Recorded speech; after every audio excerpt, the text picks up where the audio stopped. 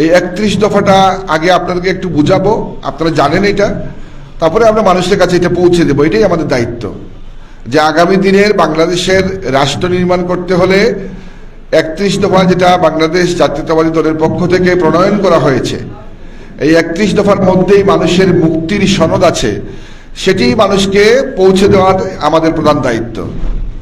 প্রিয় বন্ধুরা, আমরা ইতিমধ্যে আমাদের দলের অনেকগুলো আসন ঘোষণা করা হয়েছে।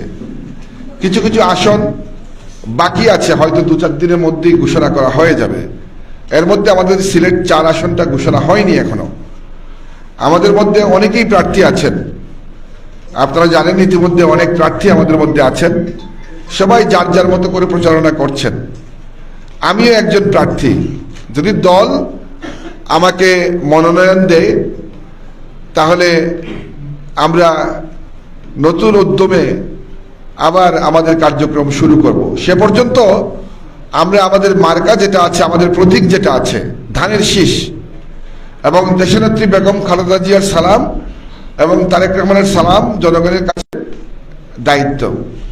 প্রিয় ভাইরা, গত 17 বছর এই দেশ নির্বাচনহীন, গণতন্ত্রহীন একটি স্বৈর শাসনের যাতা করে পিষ্ট হয়েছে। মানুষকে গুম করা হয়েছে, মানুষকে খুন করা হয়েছে, বিচার ব্যবস্থাকে ভুলুণ্ঠিত করা হয়েছে, রাষ্ট্র কাঠামোকে ধ্বংস করে দেওয়া হয়েছে, দেশকে পরাধীনতার শিকলে আবদ্ধ করে রাখা হয়েছে। এই 17টি বছর আমরা সবাই কম বেশ, এদেশের মানুষ কষ্ট করেছি, আমরা সবাই কম বেশি ক্ষতিগ্রস্ত হয়েছি। 17 বছর পরে ছাত্র জনতার সম্মিলিত আন্দোলনের ফলে স্বৈরশাসন দেশ থেকে পালিয়ে গেছে। আমার মনে পড়ে সেই দিনের কথা। আপনাদের মনে আছে 2010 সালে দেশনেত্রী বেগম খালেদা বেআইনিভাবে, সম্পূর্ণ অবৈধভাবে টেনে হিচড়ে তার ঘর থেকে তাকে বের করে দেওয়া হয়েছিল, মনে নাই? অত্যন্ত নির্মম নিষ্ঠুর কায়দায় তাকে ঘর থেকে বের করে দেওয়া হয়েছিল, তাকে ঘরহীন করে দেওয়া হয়েছিল। সেই থেকে বেগম খালেদা জিয়া গৃহহীন অবস্থায় জীবনযাপন করছিলেন। আল্লাহর কি কুদরত দেখেন, সময়ের ব্যবধানে যারা বেগম খালেদা জিয়াকে ঘর ছাড়া করেছিল, আজ তাদেরকে দেশ ছাড়া করতে হয়েছে। আল্লাহ তাদেরকে দেশ থেকে বিতাড়িত করে দিয়েছে। যারা তারেক রহমানের উপরে নির্যাতন করেছিল, তারা আজকে বনে বাজারে, বনে প্রান্তরে ঘুরে বেড়াচ্ছে, তাদের কাছে ঘর নাই, বাড়ি নাই, কিছুই নাই। যারা আপনার আমার নেতা ইলিয়াস আলীকে যারা গুম করেছিল, যারা গুম করে মনে করেছিল যে তারা জাতীয়তাবাদ করে দিয়েছে, আজকে ঘরে ঘরে ইলিয়াস আলী তৈরি হয়ে গেছে।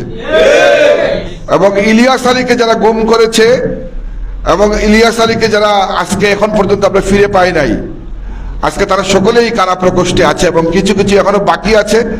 ইনশাআল্লাহ খুব অচিরেই তারা বিচারের সম্মুখীন তাদেরকে করা হবে। আর আমরা অগণিত ভাইকে হারিয়েছি। এখনো আপনারা দেখবেন যে সারা বাংলাদেশে টার্গেট কিলিং করা শুরু হয়েছে। আমাদের নেতৃবৃন্দকে হত্যা করা হচ্ছে বিভিন্ন অজুহাতে, বিনা অজুহাতে দোকানে ঢুকে, বাসায় ঢুকে হত্যা করা হয়েছে। আমরা জানি এগুলা ঘটবে। আমরা জানি স্বৈর শাসক যারা বিতাড়িত হয়েছে, স্বৈর শাসন, তাদের দূষণরা, তাদের প্রেতাত্মারা এখনো ঘুরে বেড়াচ্ছে এই দেশে। তারা চেষ্টা করবে আমাদের নেতৃবৃন্দের মনোবল ভেঙে দিতে, তারা চেষ্টা করবে আমাদের মধ্যে বিভেদ, অনৈক্য সৃষ্টি করতে, তারা চেষ্টা করবে এদেশের স্বাধীনতা, সার্বভৌমত্বকে আবার ভুলুণ্ঠিত করতে। আমরা তা হতে দিব না, আমরা সেটি কখনোই হতে দিব না। আমরা প্রয়োজনে আবার আন্দোলনের রাস্তা, স্বৈর শাসনের আন্ডা বাচ্চা যারা এখনো ঘাপটি মেরে বসে আছে, তাদেরকে চিহ্নিত করে মাটির গর্ত থেকে খুঁজে বের করে তাদেরকে এই দেশ থেকে বিতাড়িত করব। কাজেই আমরা যে এদেশের তৌহিদি জনতা, আমাদের বিশ্বাসী জনতা এবং ইসলামী মূল্যবোধের বিশ্বাসী জনগণ যারাই আছেন কেন, আমাদের মধ্যে যতই মতবিরোধ থাকুক না কেন, আমাদের মধ্যে রাজনৈতিক মতপার্থক্য থাকতেই পারে, এটি গণতন্ত্রের সৌন্দর্য। আজকে বিএনপি, জামাত, এনসিপি আর অন্যান্য রাজনৈতিক দলের মধ্যে ছোটখাটো ভুল বুঝাবুঝি থাকতেই পারে, থাকতে পারে, এটি গণতন্ত্রের সৌন্দর্য। গণতন্ত্র, এটাই গণতন্ত্র। যে আমি আপনার সব কথার সাথে একমত নাও হতে পারি, কিন্তু রাষ্ট্রের স্বার্থে, বৃহত্তর স্বার্থে, জনতার স্বার্থে, আমার স্বাধীনতার স্বার্থে, আমার 56,000 বর্গ মাইলের স্বার্থে আমরা আবার এক কাতারে দাঁড়িয়ে যাব, ঠিক কিনা? কাজেই ওই স্বপ্ন কেউ দেখবেন না। যারাই বাংলাদেশকে অস্থির করতে চায়, অশান্ত করতে চায়, আপনাদের জেনে রাখা উচিত শহীদ রাষ্ট্রপতি জিয়াউর রহমানের সূর্য সৈনিকরা সব সময় পাহারায় আছে। এদেশের স্বাধীনতা, সার্বভৌমত্বকে যারা বুলন্ডিত করার চেষ্টা করবে তাদেরকে নির্মমভাবে প্রতিহত করা হবে। আর 31 দফা যেটি তারেক রহমান, দেশনেত্রী বেগম খালেদা জিয়া, যেটি 31 দফা জনগণের দোরগোড়ায় পৌঁছে দেওয়ার যে দায়িত্ব আমাদেরকে দেওয়া হয়েছে, এই 31 দফার মধ্যে আপনারা যদি নিজেরা এটা পড়েন, নিজেরা যদি অনুধাবন করেন ভালো করে, তাহলে আপনাদেরকে মানুষদেরকে বোঝানো আপনাদের পক্ষে সহজ হবে। এটির মধ্যে সাংবিধানিক সব অধিকার মানুষের আছে। আমরা বাংলাদেশের সংবিধানে আমাদের প্রিয়াম্বলে একটি কথা আছে, অত্যন্ত গুরুত্বপূর্ণ কথা, যে we the people of Bangladesh, আমরা বাংলাদেশের নাগরিক বৃন্দ। আমরা কারা? আমরা বাংলাদেশের নাগরিক বৃন্দ। আমাদের মাঝে মুসলমান আছে, হিন্দু আছে, বৌদ্ধ আছে, খ্রিস্টান আছে, অন্যান্য ধর্মের মানুষ আছে। আমাদের বিভিন্ন দেশের মধ্যে বাঙালি আছে, বিভিন্ন উপজাতি আছে, গারো, চাকমা, কুকি, মিজো, সাঁওতাল, খাসিয়া, মণিপুরি সবই আছে। কিন্তু যেহেতু আমরা একই ভূখণ্ড, নির্দিষ্ট ভূখণ্ডের বাসিন্দা, আমরা এই দেশের মানুষ, এদেশের স্বাধীনতা, সার্বভৌমত্ব, এদেশের অখণ্ডতায় বিশ্বাস করি, কাজে আমরা সকলেই বাংলাদেশের মানুষ। আমাদের পরিচয় হলো আমরা বাংলাদেশি। জিয়াউর রহমানের প্রণীত বাংলাদেশের জাতীয়তাবাদের উদ্দেশ্য হলো এটা, যে সব মানুষকে এক কাতারে নিয়ে, আপনার আমার চেহারা যেরকমই হোক না কেন, আমাদের নাগরিক অধিকার সমান। আপনার আমার ধর্ম যাই হোক না কেন, আমাদের নাগরিক অধিকার সমান। আপনার আমার ধর্ম ভিন্ন হতে পারে, কিন্তু ধর্মীয় স্বাধীনতার ক্ষেত্রে আপনি আমি সকলেই সমান। এ দেশ বরাবর সব সময় একটা সেকুলার দেশ, গণতান্ত্রিক দেশ এবং জাতীয়তাবাদী এবং ইসলামী চেতনার মূল্যবোধের বিশ্বাসী দেশ। কাজেই আমাদের দায়িত্ব অসীম।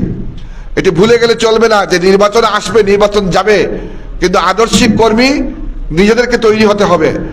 আদর্শিক কর্মীদেরকে এই কারণে তৈরি হতে হবে যে যদি আজকে বিএনপির উপরে বিপদ আসে, যদি আজকে বিএনপিকে কেউ ভাঙতে চায়, যদি বিএনপিকে ধ্বংস করতে চায়, আপনারা তারা যারা কোনো কিছুর তোয়াক্কা না করে, কোনো নির্দেশের তোয়াক্কা না করে, কোনো পদ পদবীর তোয়াক্কা না করে যারা বিএনপির ভ্যানগার্ড হিসেবে দাঁড়িয়ে যাবেন, আপনারা হলেন তারা।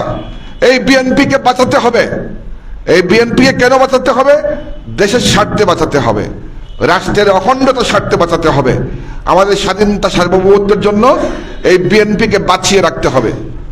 কাজেই এবং বেগম খালেদা জিয়ার নির্দেশে ন্যায় বিচার আছে, সাংবিধানিক এবং সংবিধান সংস্কারের যাবতীয় প্রক্রিয়া এখানে দেওয়া আছে, মানুষের মূল্যবোধের কথা বলা আছে, এবং আমাদের অর্থনৈতিক ব্যবস্থাপনা যে সাজানোর যে কাঠামো এইখানে বিশ্লেষণ, আমাদের মধ্যে এখানে সবকিছুই মোটামুটি 31 দফার মধ্যে দেওয়া আছে। কাজেই এটি আপনাদেরকে ভালো করে পড়তে হবে।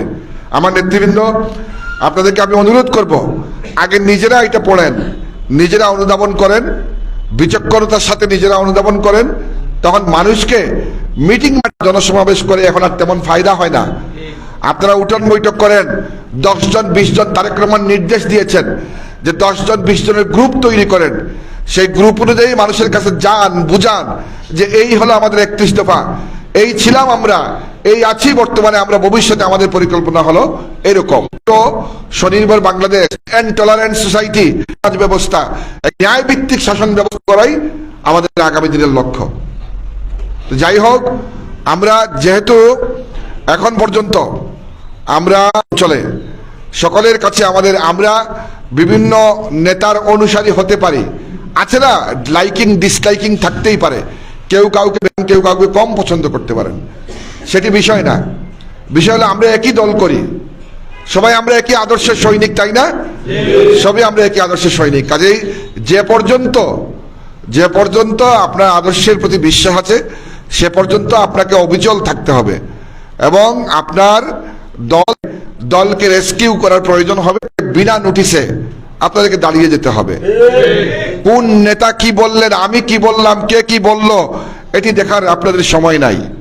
আপনাদের সময় হলো আপনার রাষ্ট্র তার অখণ্ডতা নিয়ে টিকে আছে কিনা, আপনার সমাজ ব্যবস্থা টিকে আছে কিনা, এখানে আইন শৃঙ্খলা টিকে আছে কিনা, এবং এইখানের মানুষ পরস্পর সহমর্মিতার সাথে বসবাস করছে কিনা, এটি আপনার দেখার দায়িত্ব। এর ব্যত্যয় যখনই হবে তখনই মনে করবেন এটি আমাদের আদর্শের পরিপন্থী, কাজে আপনাকে দাঁড়াতে হবে। আজকে এখানে সবাই নেতা যারা আছেন, এখানে সবাই নেতৃবৃন্দ বসে আছেন। আপনারা দীর্ঘ পরীক্ষায় উত্তীর্ণ হয়ে এই পর্যন্ত এসেছেন। আপনাদের মনে আছে 2014 সালে আপনারা কি করেছিলেন জৈন্তাপুরে? এই জৈন্তাপুরে 2014 সালে ওরা যখন নির্বাচন দিল, মনে নাই আপনাদের? 2014 না 15 সালে, তখন এইখানে নির্বাচনের বাক্স, নির্বাচনের বুথ তারা কিছুই টিকিয়ে রাখতে পারে না। এই জৈন্তাপুরের ছাত্র জনতা এটাকে নস্যাৎ করে দিয়েছিল। আপনারা সিলেট থেকে তামাবিল পর্যন্ত সমস্ত রাস্তা আপনারাই একটি প্রতিরোধের ব্যূহ তৈরি করেছিলেন। আর আপনাদের মনে রাখতে, সীমান্তবর্তী অঞ্চল অফ ডিফেন্স কোন আগ্রহ আপনাদেরকে দাঁড়াতে হবে। কাজে দাঁড়াতে হলে বিশ্বাস থাকতে হবে, নতুবা আপনি দাঁড়াতে পারবেন না।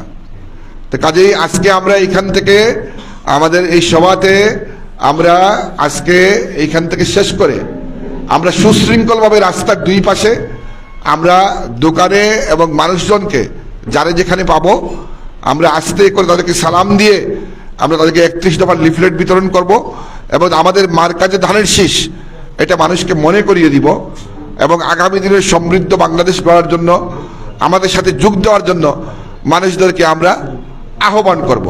তা আশা করি আপনারা আমরা একসাথে নিচে নেমে আমরা সুশৃঙ্খলভাবে এটা করতে পারবো না? আমরা ইনশাল্লাহ আমরা করতে পারবো। আজকে যারা এই শীতের রাতে সবাই এখানে নানা প্রতিকূলতার মাঝে এখানে এসে উপস্থিত হয়েছেন, সবাইকে ধন্যবাদ জানাচ্ছি এবং কৃতজ্ঞতা জানাচ্ছি।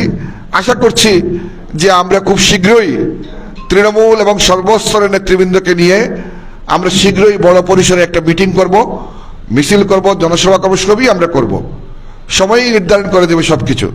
কাজে আপনাদেরকে কিছুদিন ধৈর্য ধরতে হবে এবং আপনাদের যে করণীয় যে কাজগুলো সেগুলো আপনাদের করতে হবে।